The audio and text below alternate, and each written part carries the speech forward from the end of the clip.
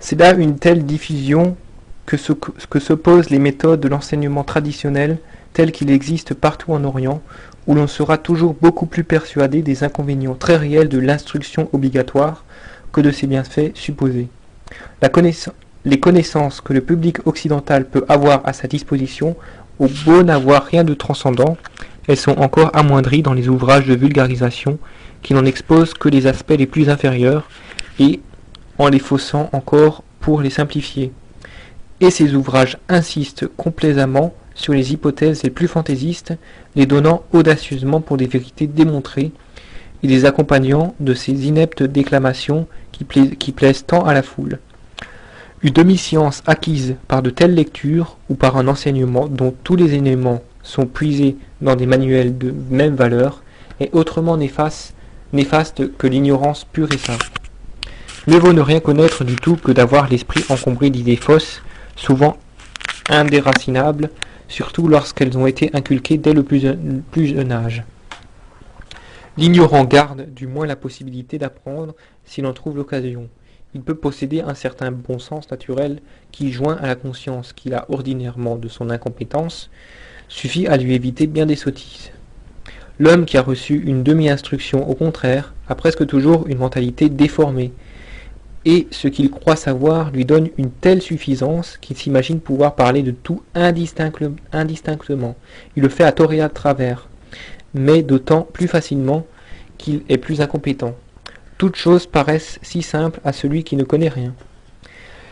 D'ailleurs, même en laissant de côté les inconvénients de la vulgarisation proprement dite, et en envisageant la science occidentale dans sa totalité et sous les aspects les plus authentiques, la prétention qu'affichent les représentants de cette science de pouvoir l'enseigner à tous sans aucune réserve est encore un signe d'évidente médiocrité. Aux yeux des orientaux, ce dont l'étude ne requiert aucune qualification particulière ne peut avoir grande valeur et ne saurait rien contenir de vraiment profond. Et en effet, la science occidentale est toute extérieure et superficielle. Pour la caractériser, au lieu de dire savoir ignorant, nous dirions encore volontiers, et à peu près dans le même sens, savoir profane. À ce point de vue, pas plus qu'aux autres, la philosophie ne se distingue vraiment de la science. On a parfois voulu la définir comme la sagesse humaine. Cela est vrai, mais à la condition d'insister sur ce qu'elle n'est que cela, une sagesse purement humaine, dans l'acception la plus limitée de ce mot, ne faisant appel à aucun élément d'un ordre supérieur à la raison. Pour éviter tout équivoque, nous l'appellerions aussi sagesse profane, mais cela revient à dire qu'elle n'est nullement une sagesse au fond, qu'elle n'en est que l'apparence illusoire.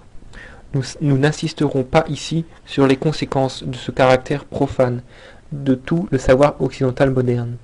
Mais pour montrer encore à quel point ce savoir est superficiel et factice, nous signalerons que les méthodes d'instruction en usage ont pour effet de mettre la mémoire presque entièrement à la place de l'intelligence.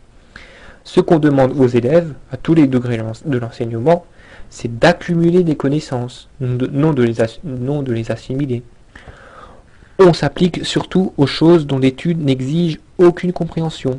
Les faits sont substitués aux idées et l'érudition est communément prise pour de la science réelle. Pour promouvoir ou discréditer telle ou telle branche de connaissance, telle ou telle méthode, il suffit de proclamer qu'elle est ou n'est pas scientifique. Ce qui est tenu officiellement pour méthode scientifique, ce sont les procédés de l'érudition la plus inintelligente, la plus exclusive de tout ce qui n'est point la recherche des faits pour eux-mêmes, jusque dans les détails les plus insignifiants. Et, chose digne de remarque, ce sont les littéraires qui abusent le plus de cette dénomination. Le prestige de cette étiquette scientifique, alors même qu'elle n'est vraiment rien de plus qu'une étiquette, c'est bien le triomphe de l'esprit scientiste par excellence. Et ce respect qu'impose à la foule, y compris les prétendus intellectuels, l'emploi d'un simple mot, n'avons-nous pas raison de l'appeler superstition de la science? Naturellement, la propagande scientiste ne s'exerce pas seulement à l'intérieur, sous la double forme de l'instruction obligatoire et de la vulgarisation. Elle sévit aussi à l'extérieur, comme toutes les autres variétés du prosélytisme occidental. Partout où les Européens se sont installés, ils ont voulu répandre les soi-disant bienfaits de l'instruction, et toujours suivant les mêmes méthodes, sans tenter la moindre adaptation, et sans se demander s'il n'existe pas déjà là quelque autre genre d'instruction. Tout ce qui ne vient pas d'eux doit être tenu pour nul et au non avenu, et l'égalité ne permet pas aux différents peuples et aux différentes races d'avoir leur mentalité propre. Du reste, le principal bienfait qu'attendent de cette instruction ceux qui l'imposent, c'est probablement, toujours et partout, la destruction de l'esprit traditionnel. L'égalité, si chère aux Occidentaux, se réduit d'ailleurs, dès qu'ils sortent de chez eux, à la seule uniformité. Le reste de ce qu'elle implique n'est pas article d'exportation et ne concerne que les rapports des Occidentaux entre eux, car ils se croient incomparablement supérieurs à tous les autres hommes, parmi lesquels ils ne font guère de distinction. Les nègres les plus barbares et les orientaux les plus cultivés sont traités à peu près de la même façon, puisqu'ils sont pareillement en dehors de l'unique civilisation qui ait droit à l'existence. Aussi les Européens se bornent-ils généralement à enseigner les plus rudimentaires de toutes leurs connaissances. Il n'est pas difficile de se figurer comment elles doivent être appréciées des Orientaux, à qui même ce qu'il y a de plus élevé dans ses connaissances semble remarquable surtout par son étroitesse et empreint d'une naïveté assez grossière.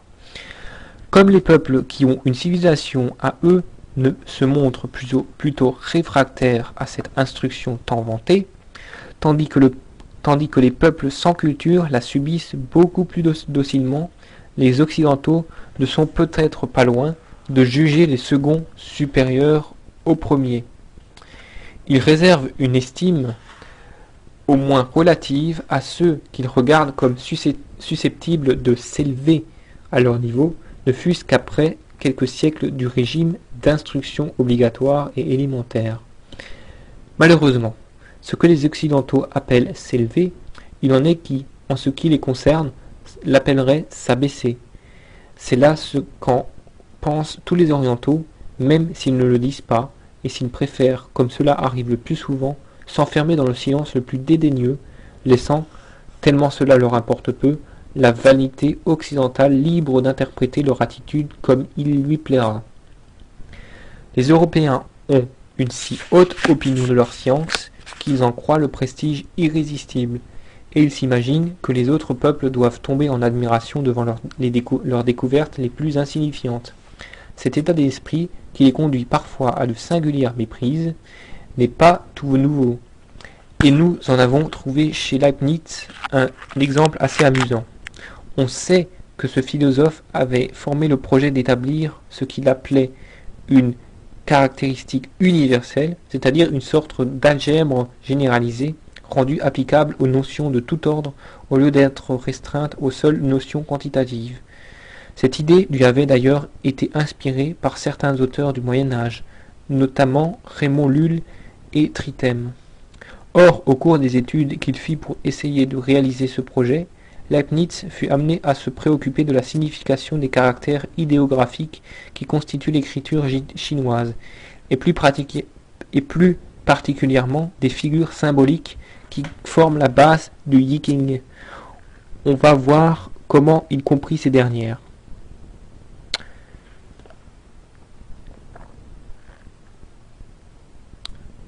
Leibniz, dit El Contura, croyait avoir trouvé par sa numération binaire, numération qui n'emploie que les signes 0 et 1, et dans laquelle il voyait une image de la création ex nihilo, l'interprétation des caractères de Foyi, symbole chinois mystérieux et d'une haute antiquité dont les missionnaires européens et les Chinois eux-mêmes ne connaissent pas le sens. Il proposait d'employer cette interprétation à la propagation de la foi en Chine, attendu qu'elle était propre à donner aux Chinois une haute idée de la science européenne et à montrer l'accord de celle-ci avec les traditions vénérables et sacrées de la sagesse chinoise. Il joignit cette interprétation à l'exposé de son arithmétique binaire qu'il envoya à l'Académie des sciences de Paris. Voici en effet ce que nous lisons textuellement dans le mémoire dont il est ici question. Je commence la citation. Ce qu'il y a de surprenant dans ce calcul de l'arithmétique binaire, c'est que cette arithmétique par 0 et 1 se trouve contenir le mystère des lignes d'un ancien roi et philosophe nommé Phôi, qu'on croit avoir vécu il y a plus de 4000 ans, et que les Chinois regardent comme le fondateur de leur empire et de leur science. Il y a plusieurs figures linéaires qu'on lui attribue. Elles reviennent toutes à cette arithmétique, mais il suffit de mettre ici la figure de 8 Kova, comme on l'appelle, qui passe pour fondamentale, et d'y joindre l'explication qui est manifeste, pourvu qu'on remarque premièrement qu'une ligne entière signifie l'unité ou 1, et secondairement qu'une ligne brisée signifie le 0 ou 0. Les Chinois ont perdu la signification des Kova ou linéation de Phôi, peut-être depuis plus d'un millénaire d'années, et ils ont fait des commentaires là-dessus, où ils ont cherché je ne sais quel sens éloigné, de sorte qu'il a fallu que la vraie explication leur vînt maintenant des Européens. Voici comment. Il n'y a guère plus de 2 ans que j'envoyais au R.P. Bouvet, jésuite français célèbre, qui demeure à Pékin, ma manière de compter par 0 et 1, et il n'en fallut pas davantage pour lui faire reconnaître que c'est la clé des figures de Phôi.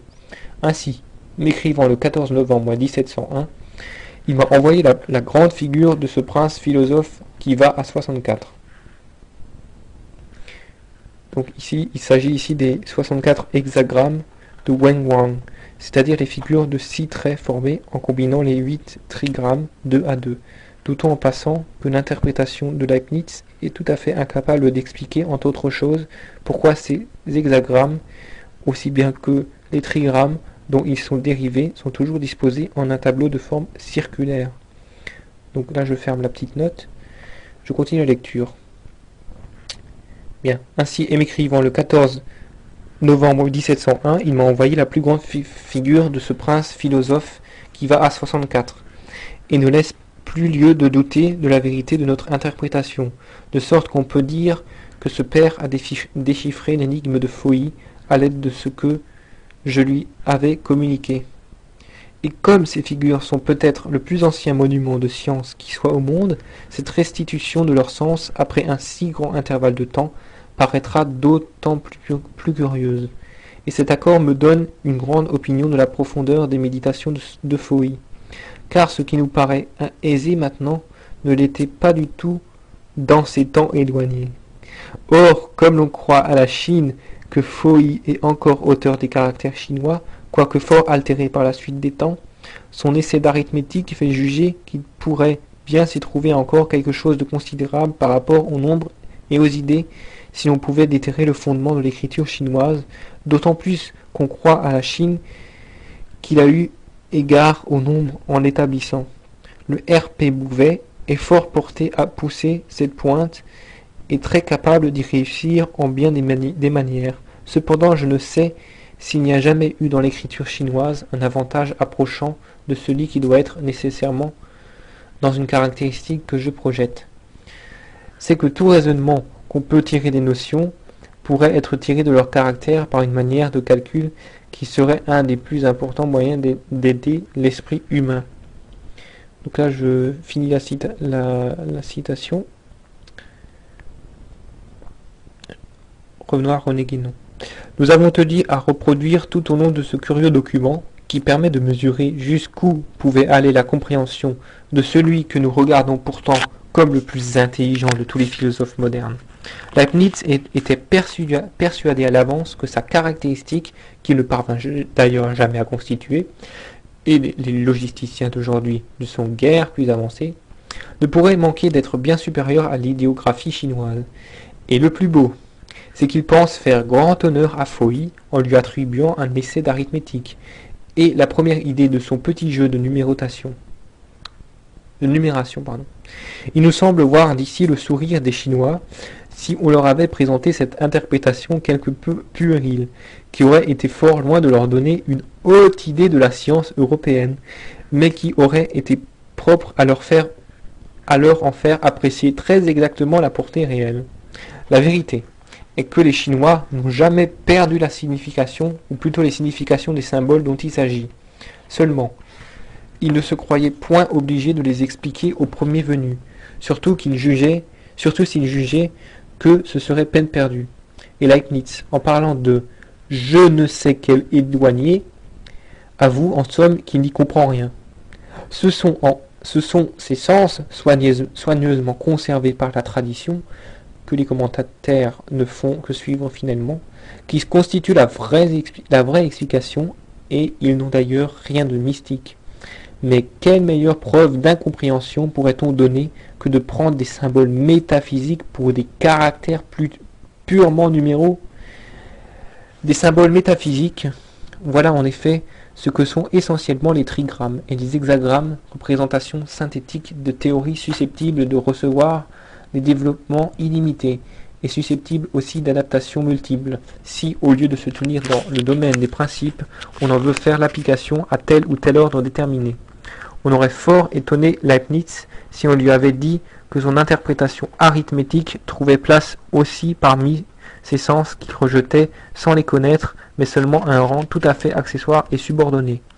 Car cette interprétation n'est pas fausse en elle-même, et elle est parfaitement compatible avec toutes les autres, mais elle est tout à fait incomplète et insuffisante, insignifiante même quand on l'envisage isolément, et ne peut prendre l'intérêt qu'en vertu de la correspondance analogique qui relie les sens inférieurs aux sens supérieurs, conformément à ce que nous avons dit de la nature des sciences traditionnelles. Le sens supérieur, c'est le sens métaphysique pur. Tout le reste, ce ne sont qu'applications diverses, plus ou moins importantes, mais toujours contingentes.